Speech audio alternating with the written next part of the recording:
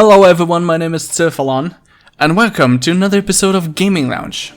You haven't heard from me in, I think, 2 months now, and now we're coming back with some Gaminglounge because I have some topics to talk about. I'll do it more like a vlog kind of thing.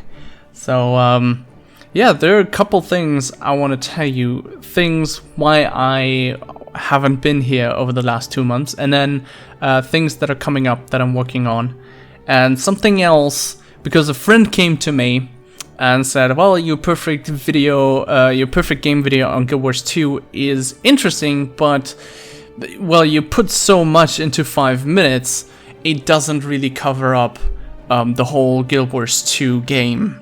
And he's right. I mean, it's not really possible a game as big as Guild Wars 2 to put into 5 minutes and actually do the game its honor with that. That's why I come back to you today. Also, in the end of this video, I'm gonna go ahead and explain to you something about the skill system that I think I have phrased wrong, and I want to rephrase some things. So let's just move to the other topics first. And the first topic, why I haven't been here for the last 2 months, is in my real life job, with which I earn my money and actually to pay rent and all that stuff, sent me all over Europe a couple times. So they sent me twice to Prague, twice to London, really exhausting times, but really good times actually. And now I'm back, things are calming down a little bit around here, so I think I have a little bit more time to do this. And actually had 2 weeks of vacation. And during vacation, it was my birthday, and my friends got me this game, Star Wars Imperial Assault from Fantasy Flight. You must know I also like board games, and I've been playing Descent 1 and Descent 2, and now with Star Wars, with the Star Wars theme, it got a lot better, especially the rules. I'm so impressed with the rules. Descent 2, I was happy that they brought in quests which are not only kill your enemy, but different types of quests. But the problem with Descent 2 always was, well, it raised more questions than it solved them. It has a giant FAQ, and it wasn't as much fun. I got the first expansion from my friends, and we tried to play it, and after about 2 or 3 hours in the first quest, we had so many questions that we thought, okay, well, we're not gonna get into this. We're not going to play this any longer. Let's just stop right here. Imperial Assault, though, we've played a couple of quests now, and we've only had one question, which it was our own fault for not reading correctly. But everything, the rules, I'm really impressed by the rules. Just to say that. Then, for those of you who don't know, I actually recorded a video playing Theozaris in Mage Wars, and this game is actually watchable on the Arcane Duels channel. So type in YouTube, go to YouTube and type in Arcane Duels if you're interested in a card game in which you cannot, in which you don't have a draw pile, okay? You do not have a draw pile to draw cards from. No, you actually have a spell book, and you can choose every round. You can choose what cards, what spells you want to play, and your only limit is mana. So you build your own spell book out of hundreds of different spells, and you play your mage on a grid-based. You play your enemy, and you try to beat him on a grid-based game board. So I would highly suggest, if you're into Magic the Gathering, for example, but you hate the drawing system, go and check out Mage Wars, and go to Arcane Duels channel. They're doing great stuff, actually. And we actually recorded a video, me against Theozaris, and Koshade and Intangible from the Arcane Duels channel, they commented on it. What I want to say, in my vacation, actually, I participated in a tournament not far from my home, and, well, it didn't go that well, and I must admit I may be a sore loser. Well, because I only won 1 game out of 4, which made me a little depressed because, well, the first one I lost against the tournament winner who played a perfect mage. A mage that I think is the most imbalanced one, but he played it perfectly and he made it seamless, so there was nothing to argue about. The second game I won against someone who wasn't just experienced and built his decks the way I used to before I got into it a little more, so I think this person just needs a little bit more experience. The other 2 games, the last 2 games actually, they could have gone to either side, and I would have really appreciated it if I would have won at least the last game then, or one of those 2 games, because there were again the dice. I think I had some pretty good roll. I had a pretty good roll in the last game, but unfortunately it wasn't on the enemy mage, which was fatal in the end, because if I had have hit that one on the actual enemy mage, I would have won. The other game, yeah, it was again the dice at some point, because at some rolls weren't as good. If they had been good at that moment, I would have won actually, but they were pretty bad, and the other one just rolled a bit better in the end, or at least he got a chance to act again. So, and that way he won. However, it was really fun. Thanks for everyone who actually participated there. If you're going over to the Arcane Duels channel and you're interested in Mage Wars, I would highly suggest you checking out Octagon, which is a online applet, a Java-based system, and you can build your deck and play it. I'd highly suggest you get the physical cards as well, but if you want to do that, you will find players there. If you think there is no one out there to play, you will find players on Octagon. Okay, so that was that. That was why I was gone. And then I had been thinking and I had been working on some things. First of all, my Let's Plays. So I've recorded Darkest Dungeon. And in Darkest Dungeon is a nice casual game just to play. I don't need to go all the way to the end to see what the game is. And I feel like you weren't with me there either. So there's still, I think, 2 episodes which haven't been watched at all or haven't been clicked once. So I kind of stopped doing Darkest Dungeon. It may be worth to go back once to check on what they added as well. And they added 2 more classes at least, a bunch of different things in the design, in the status boards and the fights.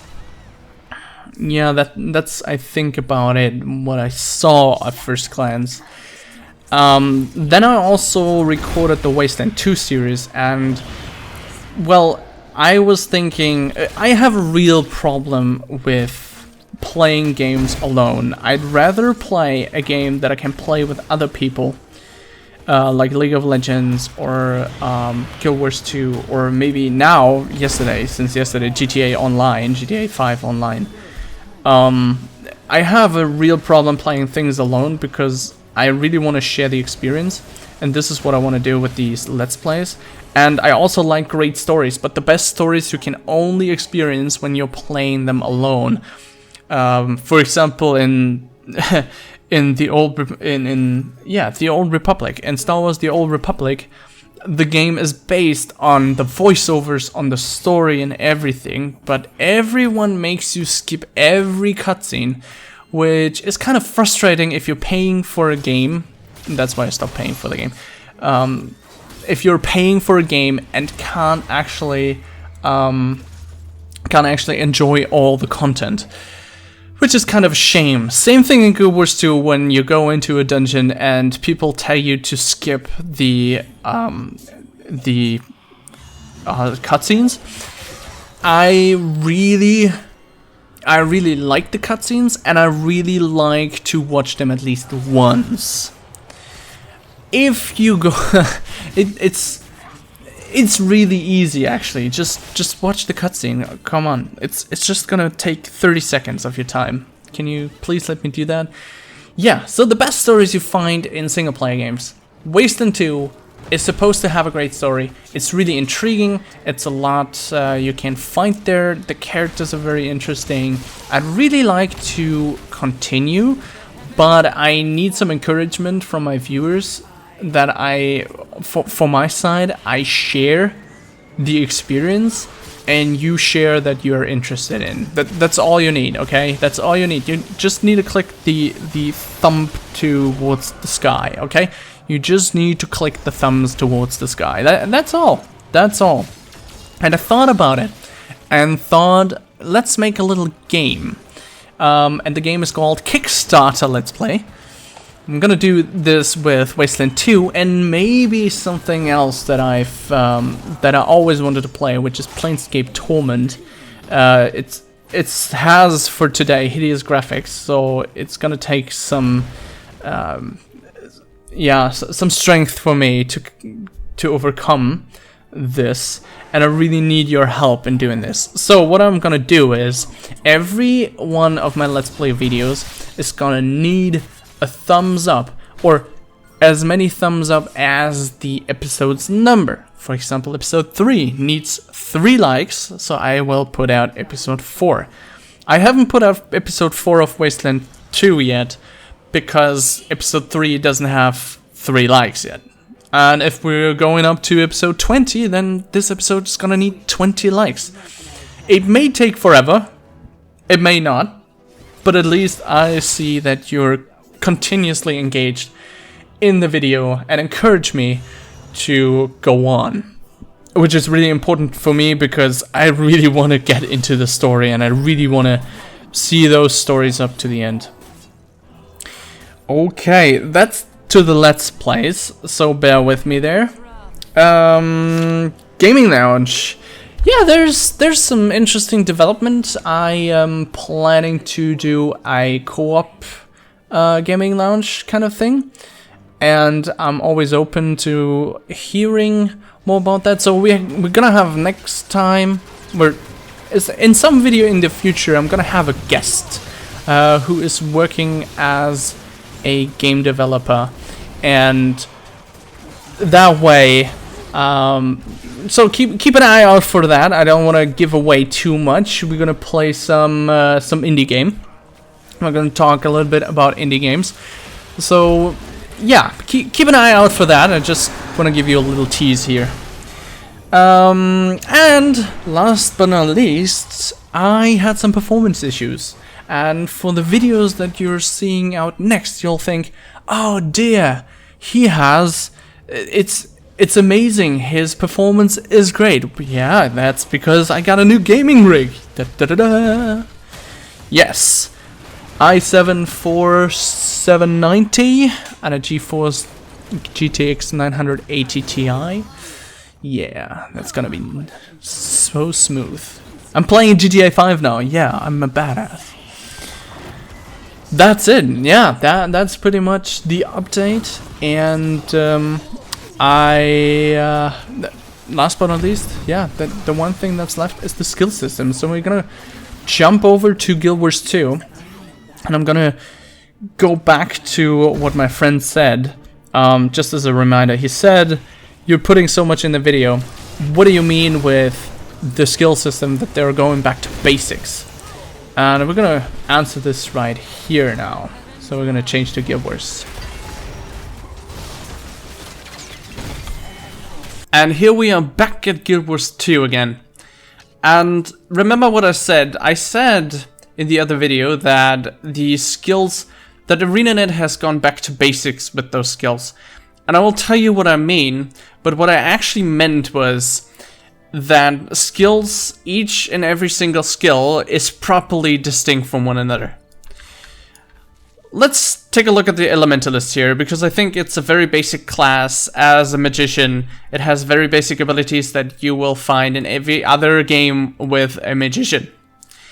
And in this case, he doesn't have 2 weapon slots, so he has only 1 weapon. I'm using the staff here, and the Elementalist, try that again.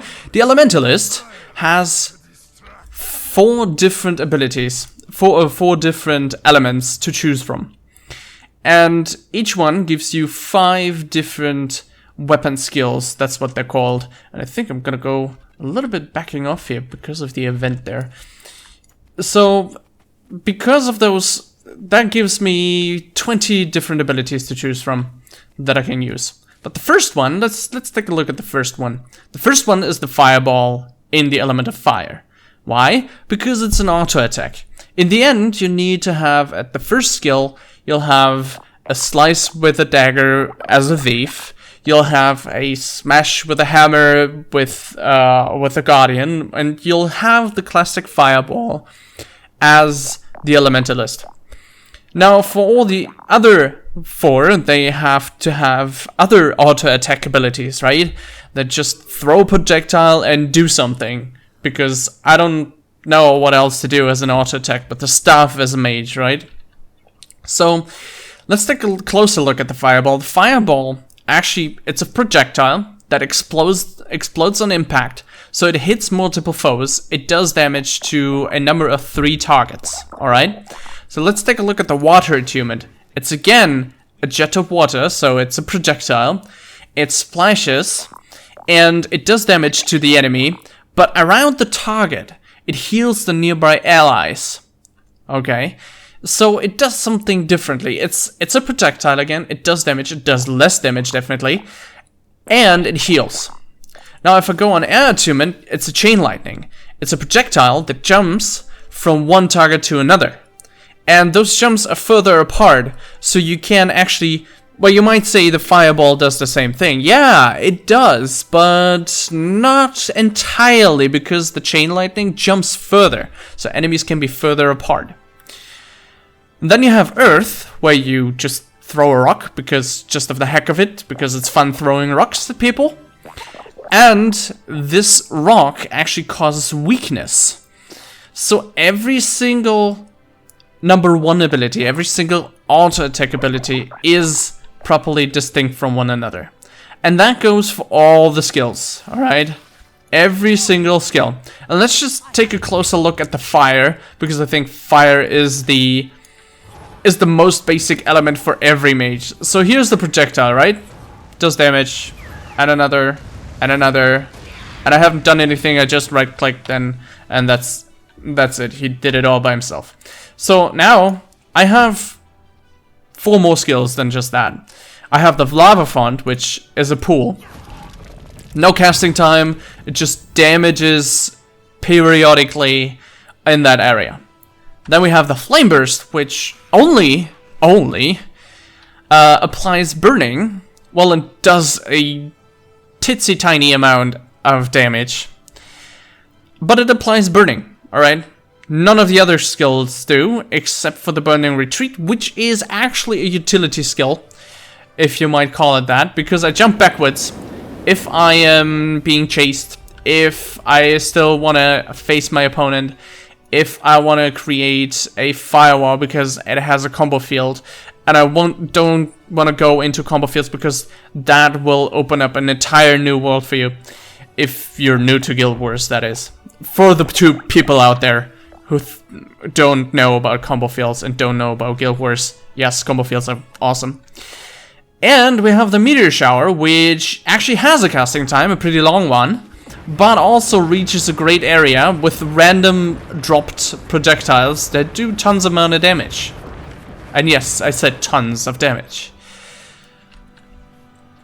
So they're all properly distinct. This has a longer cooldown, so I can't use it all the time.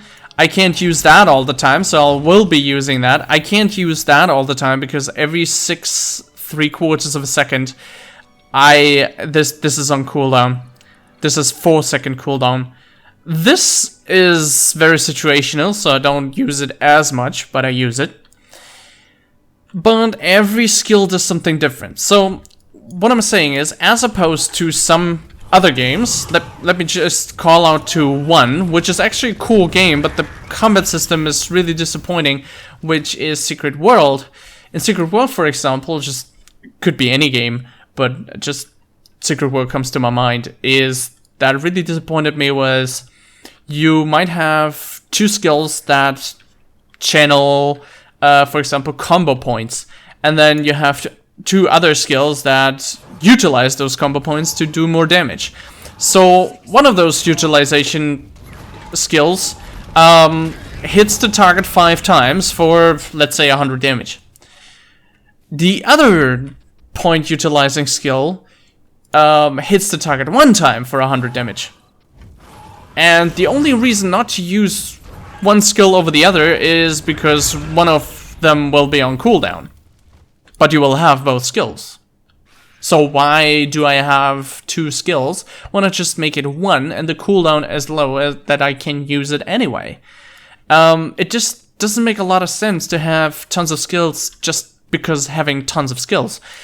Here in Guild Wars, they toned it down, and this is probably why I said they came back to basics. They toned it down to a definite amount of skills, and I'm sure there are skills that do the same thing, but you're not able to use both skills in the same weapon set. All attunements, all element attunements are completely different. So this is actually what I meant, and we can take a look at the different weapons, for example. Let's just look at the build. So we have the dagger, and yes, here's a projectile, but it's not very far. It's the auto attack. Here, another auto attack doesn't do the same thing as the others. This is basically a lightning whip. This also does something completely different. All auto attacks. Yeah, I don't see any number 1 auto attack that does the same thing as the 4 for the staff. Even the trident has different ones. There are no... What I'm saying is every skill is completely different. And I think I made my point. Yeah. And even if it had it on the dagger, okay? Let's just pretend it had some skill on the dagger that I have on the staff. I can't use the staff with the dagger anyway.